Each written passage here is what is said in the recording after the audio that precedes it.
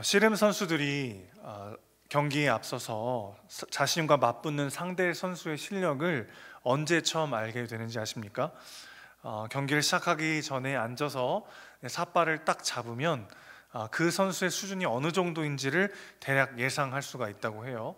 덩치가 크고 막 거세게 고함을 치고 좀 인상이 좀 험상궂으면 잠시 위축될 수는 있겠습니다만은 살과 살이 맞닿는 순간 그런 건 더 이상 아무런 상관이 없어지고 진짜 상대방이 가진 힘이 어느 정도인지를 조금은 파악할 수가 있다고 합니다. 피아노 전공하신 분들도 비슷한 이야기를 하는 것을 들었는데, 이 전문가들은 연주자가 앉아서 첫음을 딱 누르는 것을 보면 대략 그 사람의 수준을 알 수 있다고 하네요. 아무리 외모가 수려하고 의상이 화려해도 실력이 없다면 첫 마디에서 진짜 수준이 탄로 나고 말 것입니다. 자, 그렇다면 우리 신앙의 수준은 어떻게 알 수 있을까요?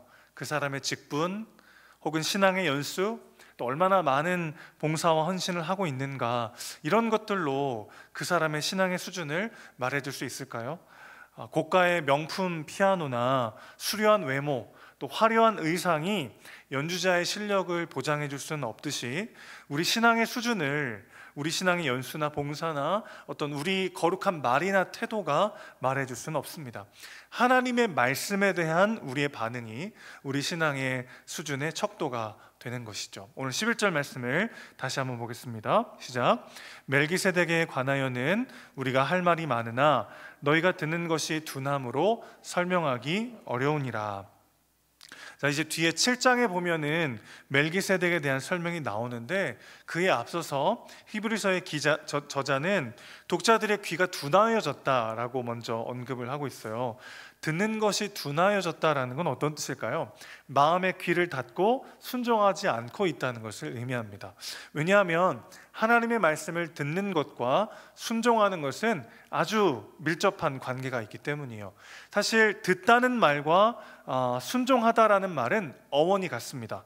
헬라어에서 듣다라는 단어에 전치사가 하나 붙어서 순종하다라는 단어가 되거든요.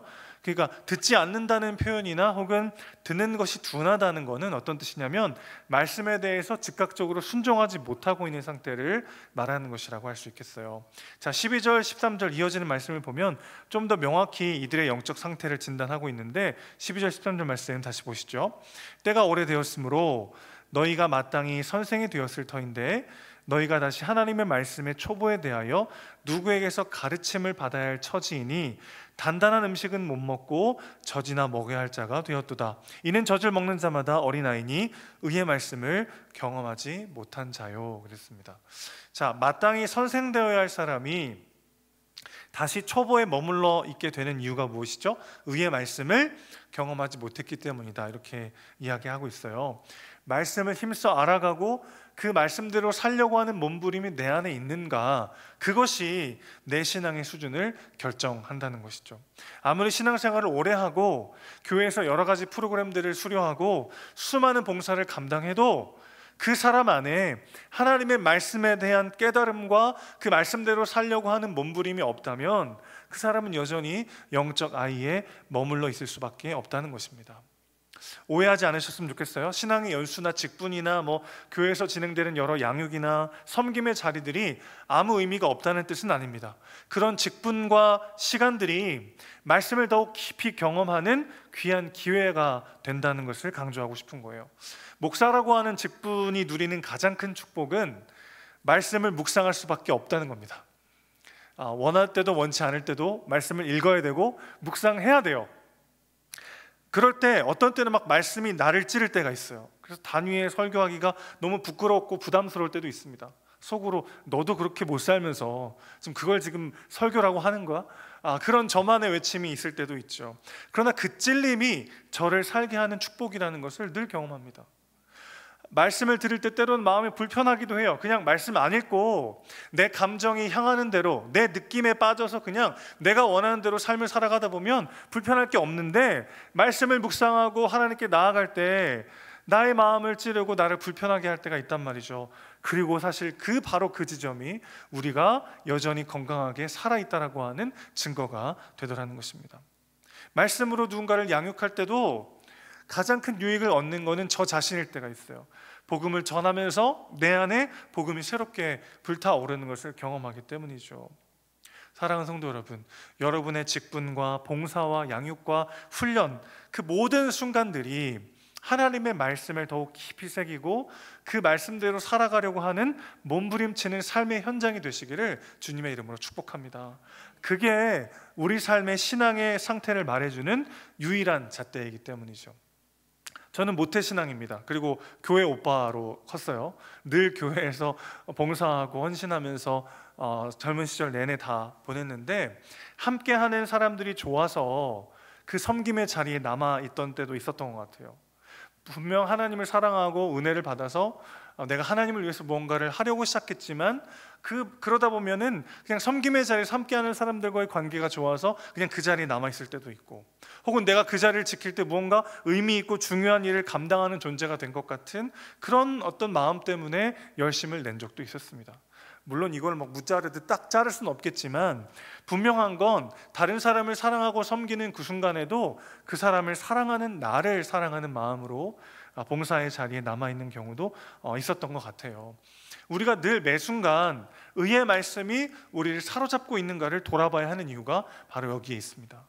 다른 것은 우리의 신앙의 건강 상태나 수준을 말할 수 없고, 하나님의 말씀이 내 안에 살아 역사하는가, 그것만으로 우리 삶의 수준을 우리는 정할 수 있는 것이죠. 살펴볼 수 있는 것이죠. 자, 그렇다면 의의 말씀이라고 하는 것이 대체 무엇일까요? 14절 말씀 계속해서 한번 다 같이 읽어보겠습니다. 14절입니다. 시작. 단단한 음식은 연단을 받아 선악을 분별하는 자들이니라. 짧은 한 구절이지만 굉장히 많은 개념들이 이 안에 담겨 있는데, 먼저 단단한 음식이라는 건 뭘까요? 단단한 음식을 먹지 못하고 아직도 젖먹이 수준에 머물러 있다, 이렇게 히브리서의 기자는 지금 이야기하고 있는데, 단단한 음식이라고 하는 것은 한마디로 술술 넘어가지 않고 소화하기가 힘든 말씀이라고 할 수 있겠어요. 여러분, 우리가 아프고 소화가 잘 안 될 때에도 죽은 잘 이렇게 먹게 되잖아요. 근데 그럴 때 이렇게 딱딱한 음식, 막 고기 같은 거, 이런 건 먹기가 어렵지 않습니까? 그것처럼 우리가 슬슬 그냥 기쁨으로 은혜로 받아들일 수 있는 말씀이 있고, 조금 마음에 걸리거나 불편해지는 말씀도 있을 수 있는 거죠. 수고하고 무거운 짐진 자들아 다 내게로 오라, 내가 너희를 쉬게 하리라. 이런 말씀 얼마나 위로가 되고 슬슬 소화가 돼요. 그런데 죽도록 충성하라, 이런 말씀 마음이 얼마나 무거워집니까? 젖만 먹고 있는 어린아이가 아니라 단단한 음식을 소화하는 영적 부모로 우리가 자라나야 한다는 것을 강조하고 있는 것이죠. 그렇게 단단한 음식이 장성한 자들의 것인데, 그들이 어떻게 그 말씀을 소화합니까? 그들은 지각을 사용함으로 연단을 받는다 그랬습니다.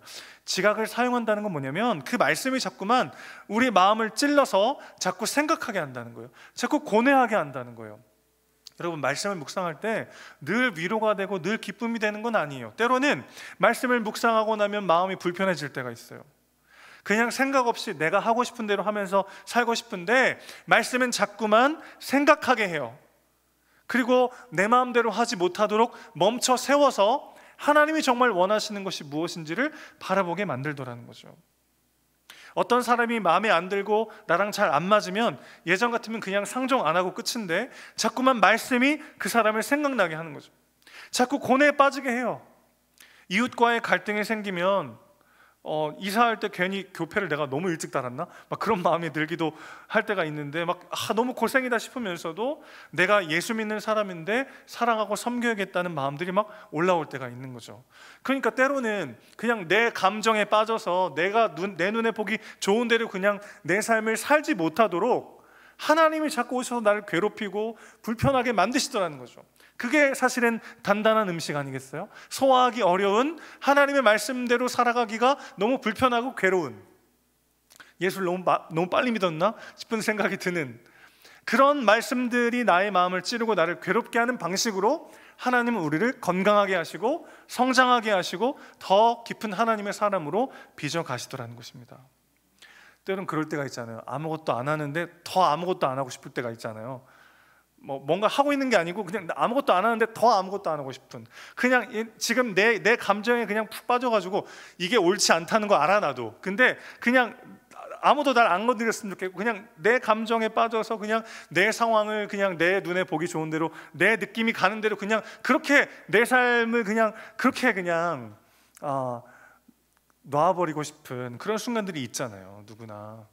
그럴 때 하나님이 그냥 나를 내버려 두시면 좋겠는데 내버려 두지 않으시고 때로는 찌르시기도 하고 불편하게 하기도 해서 자꾸 우리의 마음을 고뇌에 빠지게 하고 생각하게 만드신단 말이죠. 그리고 바로 그런 방식으로 우리 삶을 하나님은 지키시고 보호하시고 인도하시더라는 것입니다. 그러면서 그 지각을 사용함으로 연단을 받는다 그랬습니다. 이 연단을 받는다는 것은 직역을 하자면 벌거벗고 운동한다라는 뜻이에요.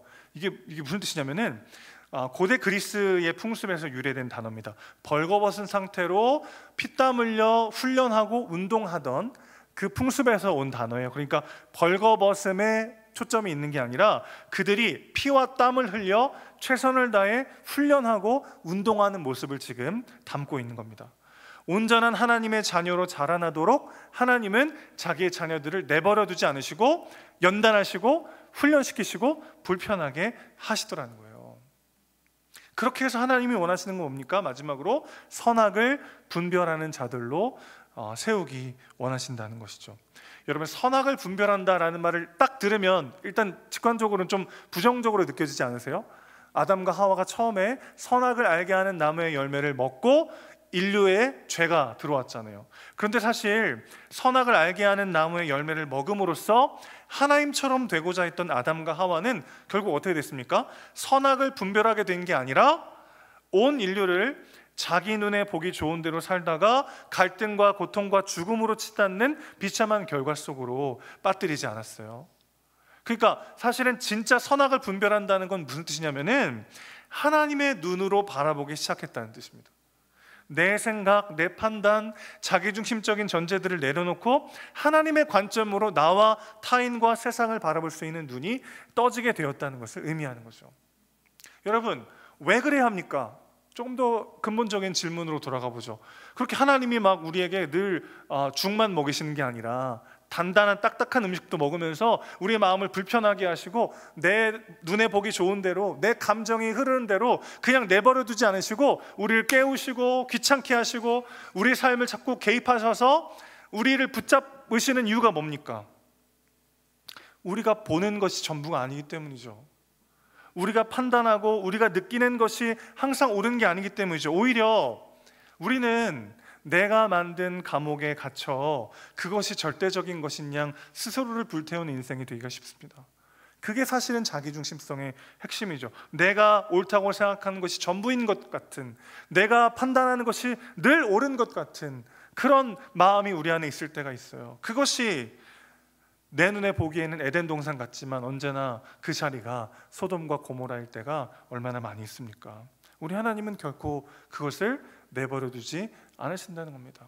아이들 키울 때 그렇게 이렇게 땅에서 뭘 이렇게 주워 드시잖아요. 우리 아가들이 땅에 뭐 그렇게 맛있는 게 있는지 그거 이렇게 그냥 두십니까? 우리 애들 저거 잘 먹으면은 면역력이 좋겠다. 뭐 그러면서 그냥 박수 쳐주고 그냥 냅두는 부모가 어디 있어요? 막죠. 못 먹게 하고 못 살게 하고 못 움직이게 하고 그게 아이를 사랑하기 때문이죠.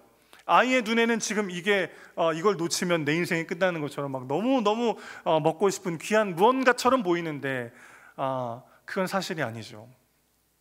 하나님께서 우리를 가만히 내버려 두지 않으시는 이유는 우리가 죄로 인해 망가지고 깨져서 진짜 가치와 진짜 진리와 진짜 생명을 제대로 바라보지 못하게 되었기 때문이죠.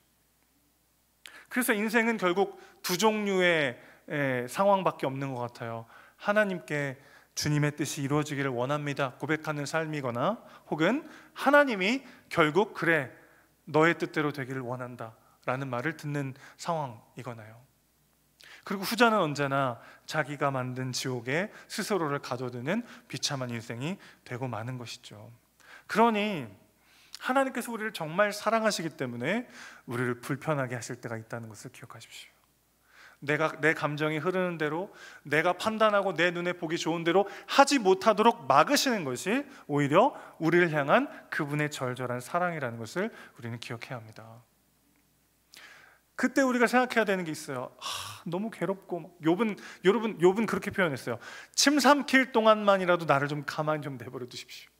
그런데 여러분, 우리가 자녀들이 원하는 것을 못하게 할 때 자녀가 울고 떼를 쓰고 괴로워하지만 그 모습을 보는 부모가 항상 더 괴로운 거 아니겠어요?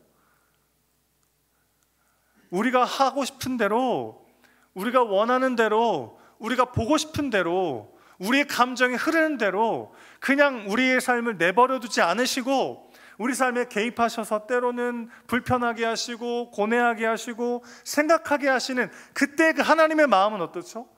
찢어지는 아픔으로 우리를 보고 계시는 거죠. 우리가 그분을 원망할 때도 있고 그분을 불편하게 여길 때도 있고 말씀에 귀를 닫고 하나님으로부터 돌아설 때도 있지만 그렇게 끊임없이 우리를 거절당하시고 우리에게 멸시를 당하시면서도 우리 아버지 하나님은 우리를 포기하실 수가 없습니다. 사랑하시기 때문이죠. 그 사랑으로 우리의 인생을 붙잡고 계시다는 것을 기억하십시오. 그러니 기쁨도 슬픔도 우리는 주 안에서, 성공도 실패도 주 안에서, 원망과 고뇌와 비참도 주 안에서 누리고 있다는 것을, 주 안에서 경험하고 있다는 것을 우리는 기억해야 합니다. 단단한 음식으로, 의의 말씀으로 우리를 연단하시고 우리가 진짜 선이 무엇인지, 진짜 진리가 무엇인지, 진짜 붙잡아야 될 삶의 가치가 무엇인지 깨달아 알고 그 길로 나아갈 수 있을 때까지 우리 하나님은 부단히 자기의 가슴을 찢어 우리를 안으시고 사랑하시는 분이시죠. 마태복음 16장 24절에 이런 말씀이 있어요. 이에 예수께서 제자들에게 이르시되 누구든지 나를 따라오려거든 자기를 부인하고 자기 십자가를 지고 나를 따를 것이니라. 우리가 정말 예수님을 따라가려면 자기를 부인하고 자기 십자가를 져야만 가능하대요. 예수님은 자신이 길이요 진리요 생명이라고 말씀하셨습니다. 그리고 우리가 정말 참된 길이고 진리고 생명의 길로 나아가려면 자기를 부인해야 된다는 거예요. 내 눈에 보기 좋은 대로 내 감정과 내 의지가 향하는 대로 그냥 내버려 두지 않고 하나님께서 말씀하시는 대로 말씀 앞에 나의 삶을 겸손히 내어드리는 이 삶의 몸부림이 있어야 우리는 비로소 길이요 진리요 생명이신 그분께로 온전히 나아갈 수가 있게 되더라는 것입니다. 여러분, 우리가 영원토록 이런 상태로 살아가는 건 아니에요. 우리가 이 성화의 과정을 거쳐 하나님 나라에 들어가는 영광스러운 부활의 몸을 입고 영화의 몸으로 그분과 함께할 때, 그때는요 여러분, 내 눈에 보기 좋은 대로, 내 마음이 끌리는 대로, 내가 원하는 대로 마음껏 살아도 그 모든 것이 하나님 보시기에 너무나 아름답고 영광스럽게 우리는 완성될 것입니다. 그게 우리의 마지막이에요. 지금은 내가 원하는 대로, 내 감정이 향하는 대로, 내 의지가 말하는 대로 하면 어떻게 됩니까? 뉴스에 나올 확률이 커요. 신문에 나게 될 확률이 커요. 그런데 하나님이 빚으시고 훈련하시고 완성하시는 이 성화의 과정을 겪고 난 다음에 우리가 가게 될 최종 모습은 무엇입니까? 내 눈에 보기 좋은 대로, 내 마음이 향하는 대로, 내가 원하는 대로 마음껏 행동해도 그것이 하나님 보시기에 너무나 아름다운 존재로 우리 하나님은 기어이 우리를 그렇게 완성하실 것입니다. 그날까지 우리는 말씀 앞에 서야 합니다. 때론 내 마음을 불편하게 하고 나를 그냥 내버려 두지 않으시는 것 같은, 나를 불편하게 하시는 그 하나님의 말씀 앞에 우리의 삶을 겸손히 내어드려야 합니다. 그 과정은 괴롭지만 그 결과는 언제나 영광스러울 것입니다. 오늘도 말씀 앞에 나의 삶을 비춰보고 늘 죽만 먹으며 하나님 주시는 위로와 사랑만 누리는 것이 아니라 때로는 주님께서 우리에게 주시는 그 불편한 말씀들을 마음에 새기고 다시 한번 주 앞에 바로 서며 그렇게 주님 주시는 진정한 생명과 은혜를 누리는 우리 모두가 되시기를 주님의 이름으로 축원합니다. 아멘. 함께 찬양하겠습니다.